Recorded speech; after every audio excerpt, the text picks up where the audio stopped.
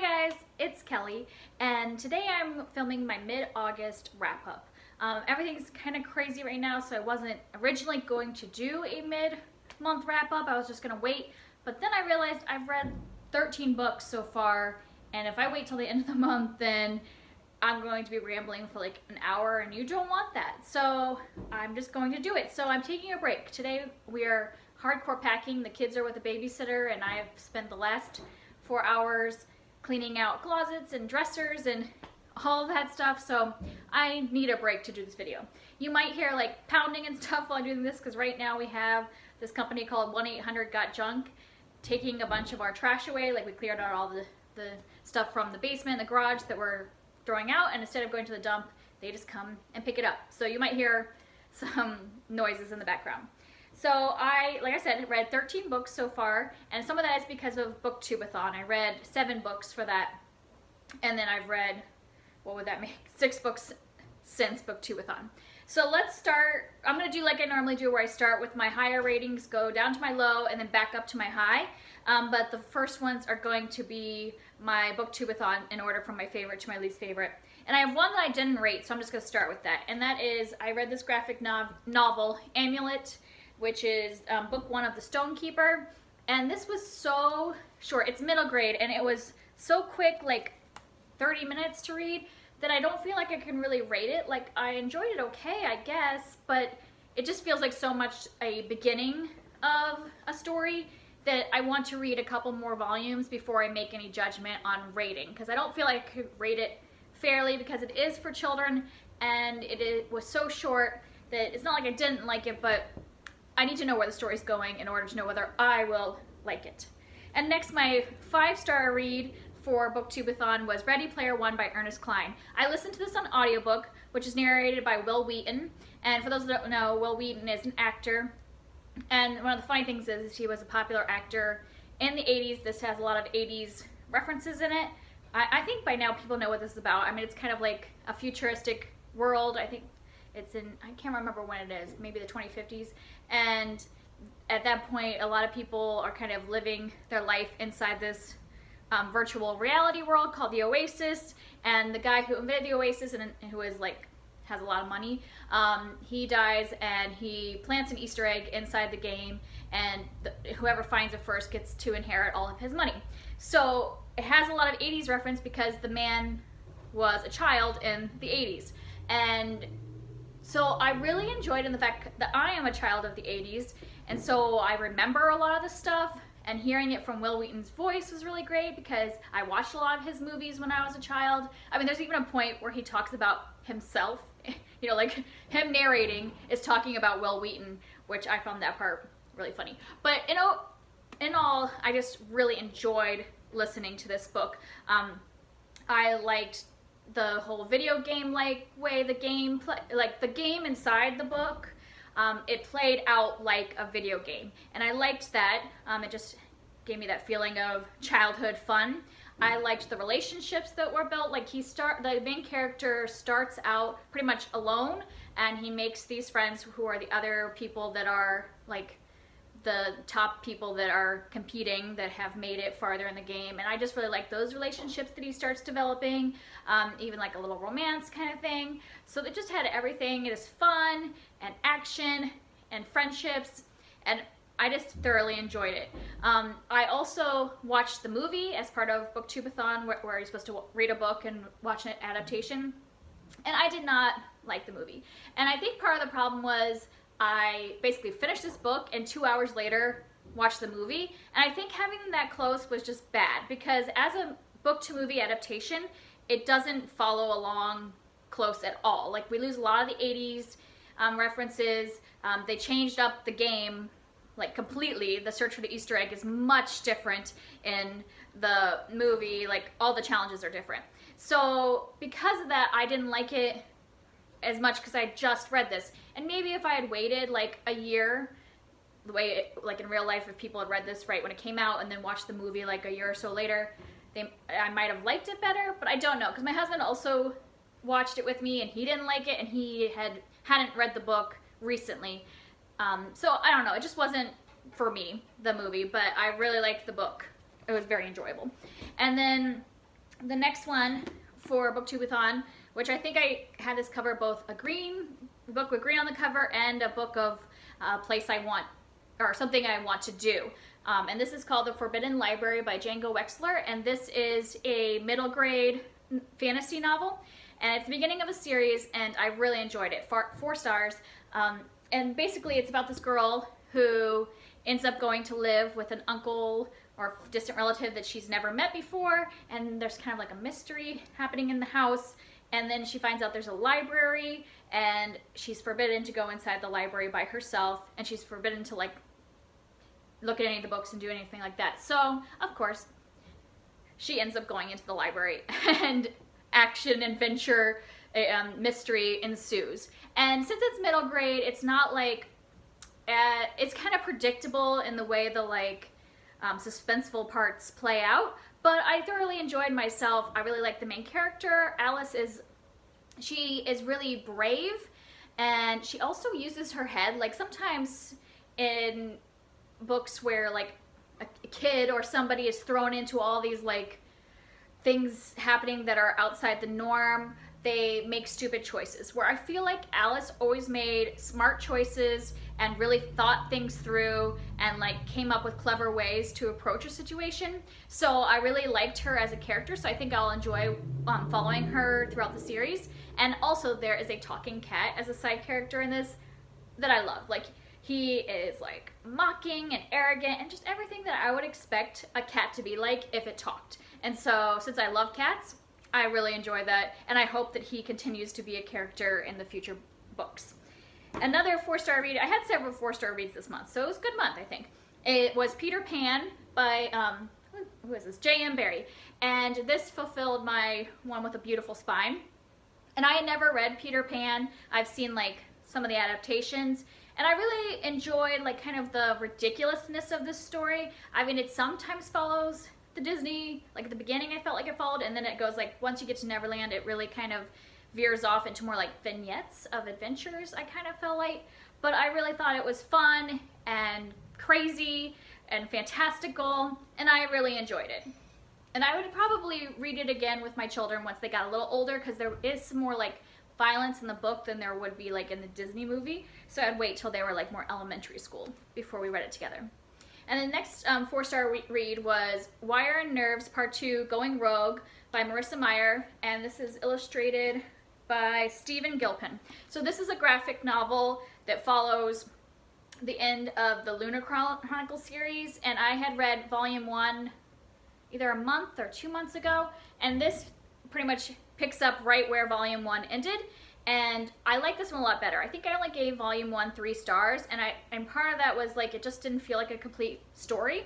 Where this one, because it picks up and it continues and completes, I really enjoyed it. It had a lot of action scenes in it. There's more character development. We get a little more into like the personal feelings of the characters. I'm not gonna say what characters because, you know, I wouldn't want to spoil anything from the series. So I can't really talk about plot. But overall, I thought when you put the two together, that they are a good like addition to the Lunar Chronicles adventure. So if you like the Lunar Chronicles, I would give this a chance, because it's kind of fun to see your favorite characters like drawn out and see them like do one more adventure together. And then we're getting into kind of my lower ratings. The next one was a 3-star read. This is Illusions by Richard Bach. This was a reread for me. I have been trying to reread some of the books that are my favorite more than 10 years ago, and this was something I read in college, and it really impacted me then, and it was an important book at that time in my life. And by rereading it, I found that it is not an important book in this point in my life, and so maybe I should have kept it in the past, because I gave it a 3, and I think I gave it a 3 more for the nostalgia. Like, I think if I just picked this up now, it probably would be more like a 2, but it has all that nostalgia from back then. And this is a very philosophical book. I can't really tell you what the plot is. It's very short, and basically it's just, there, even the intro says kind of like Richard Bach imagining what it'd be like to meet somebody who is a messiah and who has decided they don't want to be the messiah. And so it's The Adventures of an Reluctant Messiah is the like subtitle. And so there's a lot of like, not necessarily religious talking, it's more like philosophical musings is what the two main characters, who are Richard and the Reluctant Messiah, like those two, like they basically are just talking, and it's like philosophy of what they think about life and all that.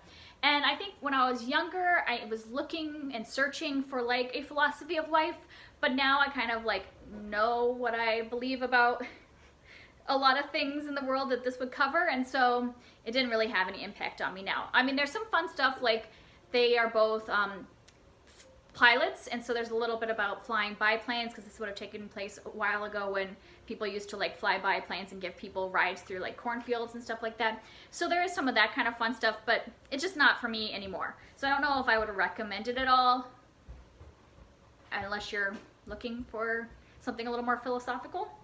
Yeah. And then my least favorite book, and the last one that goes with booktubeathon, is Nicholas Sparks' A Walk to Remember, and I think I rated this at 2.5 stars. This was also a reread for me. I read this back in college, early college, like I think I was like between high school and college that summer, and at that point I really loved it, and I'm finding as I reread it that I didn't remember anything from the book. Everything I remembered was from the movie. And so I really enjoyed the movie, and I've watched it several times, but I'm completely separate this from the movie. So as a book, just by itself, I did not like it. I thought the plot was very boring, not much happens for the first 2/3 of the book. It's supposed to be a romance, but I really didn't feel like the romance started until like 2/3 into the book, and then it like went from like no romance to like bam, love, and it just didn't feel natural. Like the progression did not feel like a real relationship building up. So I was pretty disappointed in that. And then there's a big reveal, which even though this is an older book, I'm not going to tell you what the reveal is, but like Nicholas Sparks, of course it's sad. And the thing was that since the first parts of the book were so kind of like boring to me and not interesting, and I didn't really feel connected to the characters, by the time they got to the big sad reveal, it didn't impact me. I was not upset.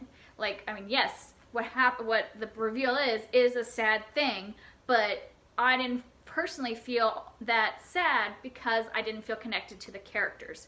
So it just kind of was like, and now the book is done. And it's really short, so it just didn't pack any kind of punch for me. And I'm thinking maybe I need to stop reading Nicholas Sparks. Like maybe that was an author that I really loved when I was younger, and that maybe he's not for me now. That also is one of his older books, so maybe I'll give a newer book a chance and just find out if maybe I'm done with him.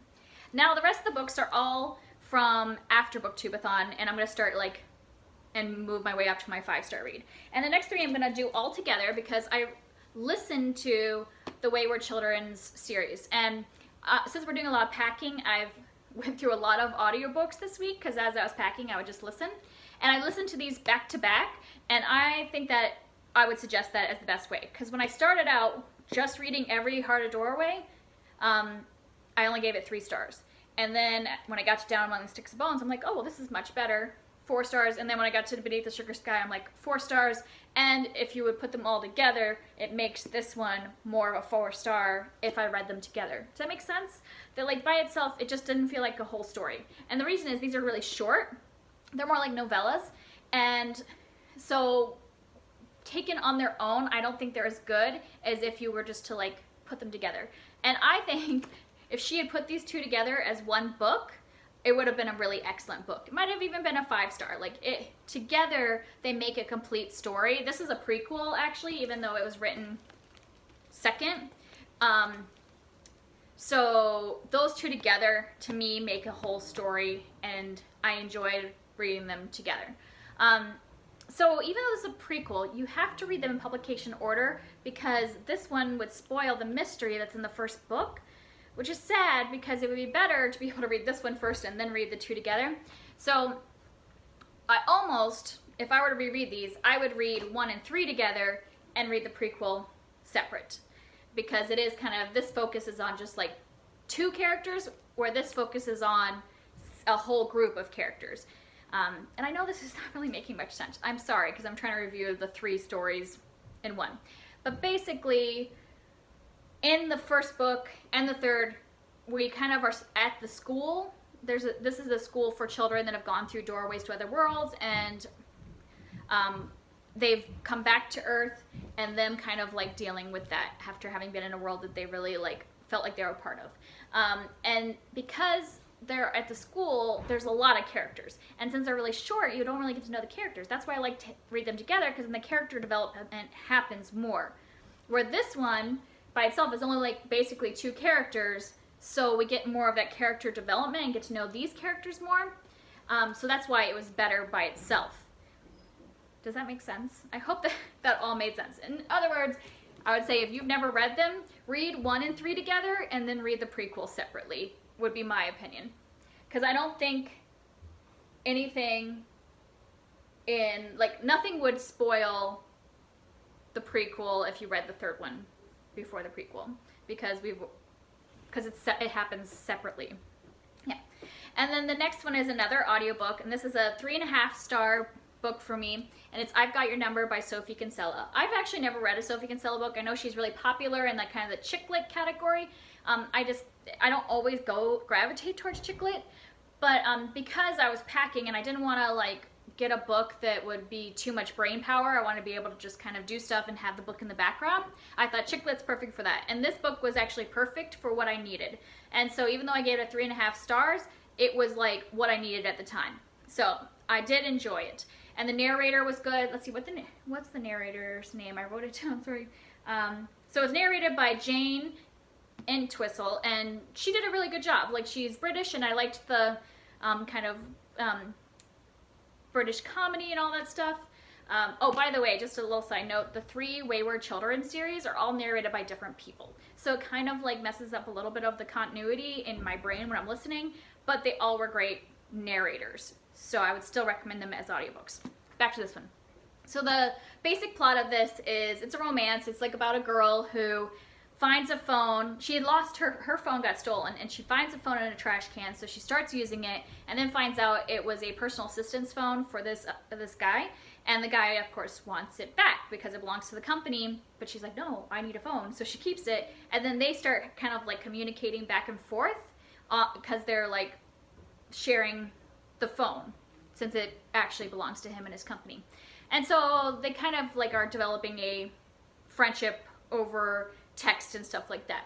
And I thought it was just really cute. The romance built slow because it starts with the phone, and that was great because sometimes I feel like romance it gets like straight to like full-on relationship, and we're like, well, hold on, they haven't like gotten any chance to get to know each other. So we get that slow build up, and it feels like a real relationship to the way they interact with each other. So I did enjoy this for what it was. And then the next one, this was the book I read right after booktubeathon because I needed something just fluffy and light. This is called Always Never Yours by Emily Wibberley and Austin Sigmund Broca. I think they're a married couple, and either they're married or in a relationship, but they're together and they wrote this together. And it's a YA contemporary romance. And it's about a girl that every time she dates a guy, he ends up breaking up with her and dating somebody that he actually falls in love with. So she always feels kind of like the second best. And this is exactly what I needed after booktubeathon and the intensity, just something light and fluffy and fun. I thought even though this was a light and fluffy contemporary, it did have really good character development for the main character. She is really like dealing with a lot of insecurity about the fact that she is this like kind of second loved person, and kind of her deciding what her identity is and how she can be deserving of like a true love. And so I liked her character development. And then the romance that starts to build is really cute. I like the love interest. I like their interactions. So it was just a nice little romance. The reason I didn't give it 5 stars, because for what it was really good, was there was a couple things I didn't like. One was, it just seemed so light and fluffy for most of it, and then suddenly about halfway or a little over halfway, she starts suddenly using the F word a lot. And not that I have a problem with cursing. Like, I read The Martian, there's tons of cursing in it, but that seemed to fit the character. And this one, there was like no cursing, and then suddenly she's just like dropping the F-bomb for the rest of the book. And it just felt out of character and would like jar me away from the story, because I'm like, when did you suddenly start talking like that? So it just felt a little jarring to me. And then the other thing was the ending just wrapped up a little too neat for me. There were some choices she made that I felt like she had to have consequences for, and it didn't feel like she got the consequences, and that's just not realistic to life. So that kind of lowered it down a little bit for me. And then my last book, sorry, this is still a long 13 books is still too long. But this is my last one, and it is A Study in Scarlet by Sir Arthur Conan Doyle, and this is the first in the Sherlock Holmes mysteries. I did this as a buddy read with Merphy Napier. She likes to read her classics as buddy reads, so if you're interested in joining her, I'll link her channel down below and her kind of classics, her last classics wrap up so that you can see how she does it. And this is even though it's the first of the Holmes mysteries, it's the second Holmes book that I have read, because I read The Hound of Baskerville last year and really enjoyed it, so I wanted to start at the beginning of the series. And I love this. It was 5 stars for me. And even though it was 5 stars, I know this book has some issues and has some, like, especially in the plot, there's some weird things going on. But I thoroughly enjoyed myself the entire time I was reading it. I was engrossed in it. I loved it. And I just really enjoy how this is where Holmes and Watson meet, and just seeing them meet each other and learning how to interact and live together and all that stuff, and how they start kind of like solving a mystery together. I thought that interaction was great. I love the way he writes Sherlock, because I feel like in the adaptations, like I love adaptations, like I love the show Sherlock and I like a lot of the movies, but I feel like whenever they do an adaptation, they make Sherlock super abrasive and like he's kind of an extreme character. And yes, he is abrupt and all that stuff in the book, but I think it's very subtle way of writing that he sounds like he's being polite when he's talking to people, but you know, like from the context and the way you know the character, that he is really mocking the people, especially when he talks to the police officers. He'll say things and on their face, and the way the police officers take it, they take it as compliments and like polite talk, but you can tell the way he says it that he's really like, oh really? You think you're smart? Like he's making fun of them, but he's doing it super polite. So I think he's much more nuanced in the book than he is in a lot of the like adaptations. Like I think they take it too far and make him like really standoffish, where really I think he's more like clever about being in society and interacting with people while still thinking they're all idiots. And so I just really enjoy his character. He's awesome. And I liked the mystery in this one. I didn't catch on, and I think a lot of times with the older mysteries, sometimes you're like, that is like impossible that he would have known all that stuff, but it's kind of suspension of disbelief. That's kind of how it is. And like I said, there is a little weird thing with the plot. There's a point, this is split into 2 sections, this book, and there's a point when you switch from the first section to the second section, we go from like Holmes and Watson solving the mystery to like completely something different, and we're like, oh, is this a different book? But it's the same book, they're just kind of going from a different point of view suddenly, and it wraps back in, but it's really jarring when that happens, and you're like, I don't know, I like had to look back and be like, is this for sure the same story? Because this book, my book, is 2 stories in one, so I thought, did I move on to the next mystery? But it didn't feel solved. And so if you read this and you're like, what's going on? Just keep going, it'll wrap back up. And the only other thing that I would mention, just as a warning, is that, you know, sometimes when you read classics, you could be offended by something, but like, you know, like, okay, let me start that over. So like, I as a woman can read an older classic and there's like offensive, like sexist talk, because at that time period, women might have like been seen as inferior. So I can be like irritated by that, but at the same time still enjoy the story, because I can say, okay, that happened back then. I can deal with it. It's not the way I would like it to be, but I can move on and just take the story as face value. Well, there is like a group of people that might be offended by reading this. There's a whole section about the kind of like the origins of the Mormon church, and they really paint Mormons in a bad light, and the early Mormons. So like, I personally wasn't offended because I'm not Mormon, but I could see how if you were, that might catch you off guard by like, you're just reading along and then suddenly you're like, oh man, they're just like bashing Mormons. So I just wanted to warn you, if you are, that you might come across that. Just like if I were reading like a different book that I might find a little jarring, that like suddenly they start making horrible remarks towards women. So I just wanted to put that out there for you to know. But I still personally really enjoy this book and would highly recommend it, and I want to keep reading the rest. So I'm sorry that did last a really long time, even as a mid-month wrap up, but hopefully you enjoyed the recommendations, and I will talk to you guys later. Bye.